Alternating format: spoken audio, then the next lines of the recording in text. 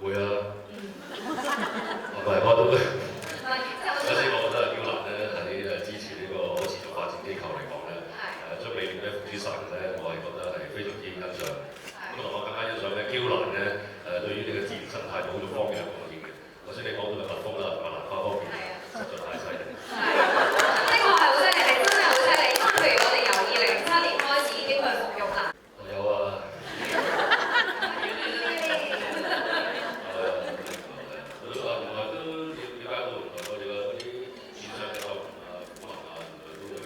有關係嘅，但係唔使擔心啦，兩位塊面都冇紋嘅。唔係，咁我哋知道，如果他朝有一日真係，你可能突然間今日瞓得唔係幾好，突然間見到有嘅時候，你都知。代表永遠冇㗎，所以一定要從呢個源頭做起啦。冇錯啦，可唔可以同大家講下點樣從源頭做起咧？從源頭先好簡單，所以第一次咧就係從瞓覺方面入手啦。瞓得好都好緊要，啱啱師傅都有講過，希望大家咧可以，因為而家大家工作好忙啊，好難可能可以喺11點鐘之前就瞓到覺，尤其是你哋如果要拍通宵戲更加難啦，係咪啊？冇可能嘅，基本上。係。唔係，其實瞓覺都有姿勢好緊要嘅。係啊，我聽到。係啊。平均就會好啲啦，即係。都唔係好嘅，因為其實10點後咧會有肌膚缺氧嘅情況出現嘅，所以就算你平瞓咧，基本上因為皮膚都係會缺氧，咁啊會出現一啲叫睡眠皺紋嘅。咁但係當然平瞓係比側瞓同趴度瞓更加好，因為趴度瞓好正常啦，你皮膚壓力嘅。你繼續聽下。啱嘅，啱嘅，聽成日都。嬌蘭嘅產品咪冇事咯。係，冇錯啦。咁我所以咧，透過嬌蘭咧，針對呢一個嘅問題之下咧，就可以解決呢個睡眠皺紋嘅問題。因為我 Jessica 講得好啱，平瞓的確比大。我自己其實覺得我自己注重護膚嘅，咁我會特別注重夜晚，因為夜晚你瞓覺嘅時候就係皮膚可以 recover 嘅時間嚟嘅，咁所以你瞓覺前做嘅一啲程序或者用嘅產品就好緊要。咁我自己之前當然嬌蘭喺今日之前就送咗個 product 俾我哋啦，就係個 Ever Roller 同埋個 Sleeping Serum 嘅。咁只要你勤力啲，你搽個 serum 就勤力啲，個 roller 去做，其實等於幫隻皮膚做 exercise，咁做多啲嘅時候咧就會多啲充足嘅美容覺，咁你啲皮膚就會好啲，咁皺紋亦都唔需要再擔心。冇錯，非常之好，唔怪得你皮膚保養得咁好啦，咁啊因為用齊我哋嘅 Sleeping Serum 啦，同埋 Air Roller。幾時啊？做啲咩咧？幾時做啲咩？我唔係瞓覺前顧下膚。係啊，用啲咩 product 會唔會因為男？嬌蘭啊。冇錯啦。嬌蘭嘅絲絨啊。係啊。我屋企啦。Air Roller。係。冇錯，咁啊用咗呢兩個嘅護膚品咧，都係真係。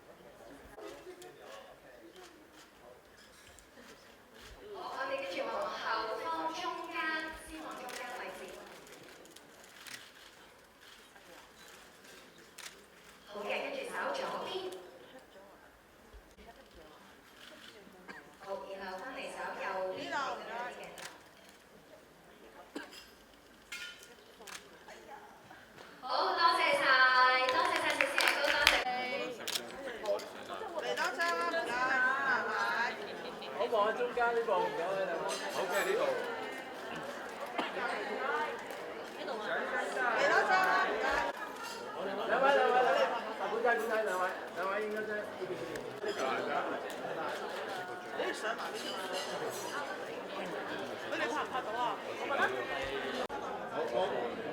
覺得平時自己男仔會唔會都話注重一啲？會，一定會，因為尤其是我們拍戲，一定回到家一定會，我用會比較快捷的方法去清潔我的皮膚，因為其實男生可能沒有太多，也不太喜歡弄太久，對。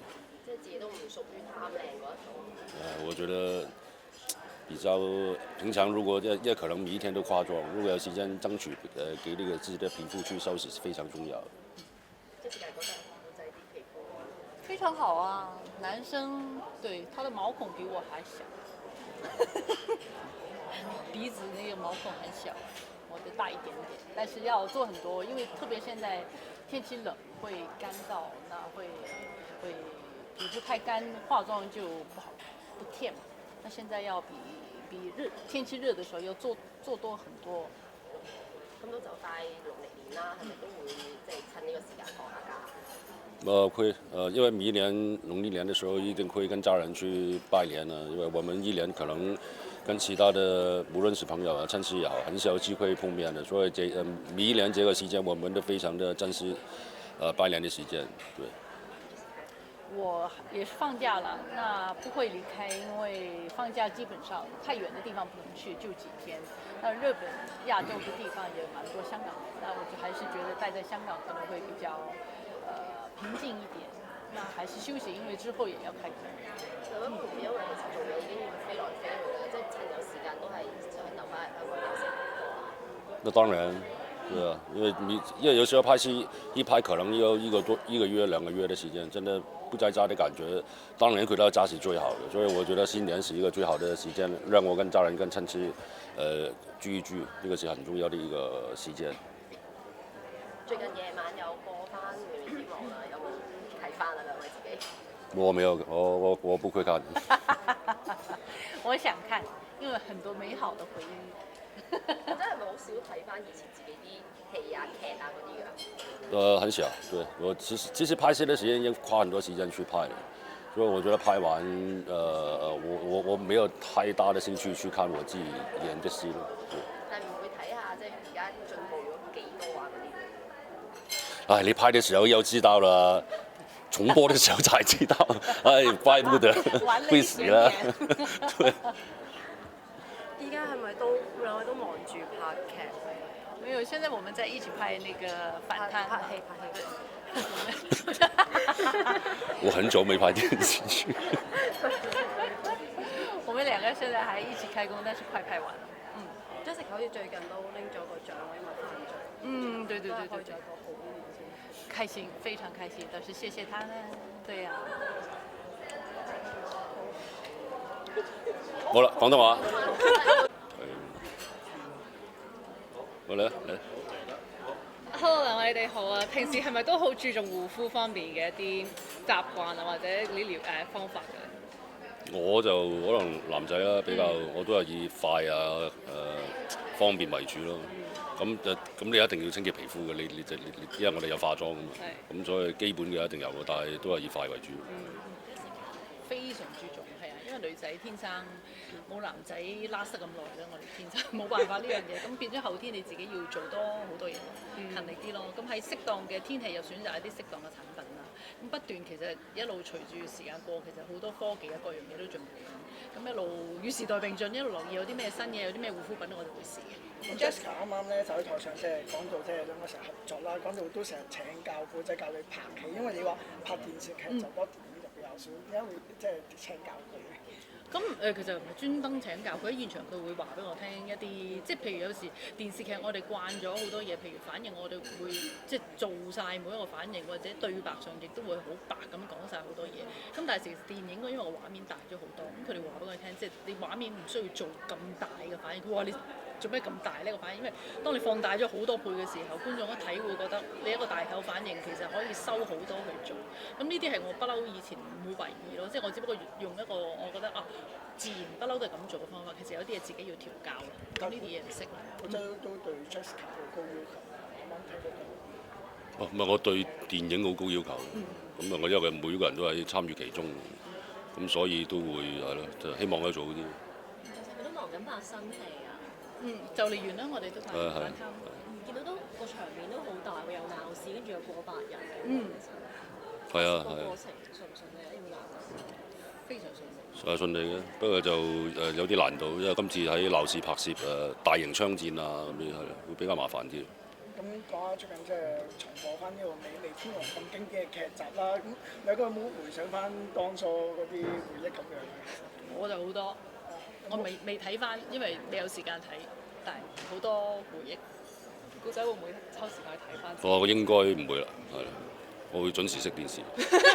但係套劇都好多即係金句嗰啲，譬如好好味啊，咁大家到而家都記得㗎。你唔好話你記得邊個係呢個金句。好好味啊！我淨記得我切親手指，你記唔記得？切到流血不止去醫院。係咩？係啊，因為講我哋煮嘢食，咁我自己又貪玩，見到啲廚師切嘢，因為佢要剃手啊嘛，咁佢切得好叻咁樣，我又攞住把刀喺度切，點知切咗佢自己手指，咁把刀係利到咧，切完你都唔知嘅。係啊，因為唔識痛，咁係咁流啲血，流咗好耐，揸住都唔得，咁結果就送咗去醫院。唔記得啦。好嘢啊！好嘢！好嘢！咁忙完新年會唔會有假放啊？有咩計劃？有嘅。忙完新年有假放啊！望完下新年係咪會放假？有冇得放假陪下屋企人？呢個問題問得好好。忙完新年有冇假放？會有假放係啊！咁啊，今年都會留喺香港啦，因為其實年年都係會留喺香港同屋企人過。咁啊，因為得一個時間可以大家拜下年啊，同啲親戚見下面啊，咁所以都會去拜年。以前新年我好多時都會去日本，咁慢慢發覺每一年嘅新年日本係充滿晒香港人嘅，其實係咁太多嘅時候，咁我覺得反而香港好似比較靜翻少少，就開始慢慢呢幾年就開始留翻香港多啲，係當休息。好，辛苦晒 Thank you。謝謝，辛苦晒，辛苦晒。